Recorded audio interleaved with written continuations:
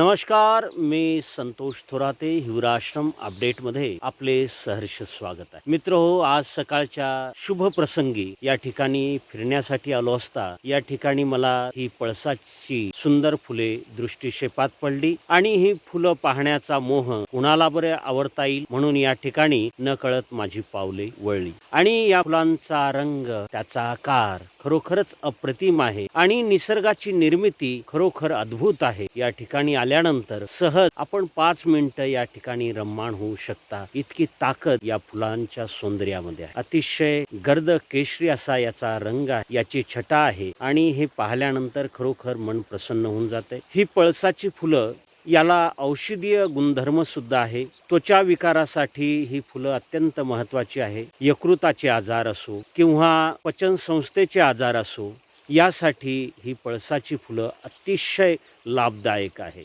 ज्यांना मूत्रविकार आहे, या मूत्रविकारामध्ये सुद्धा पळसाच्या फुलाचं महत्त्व आहे.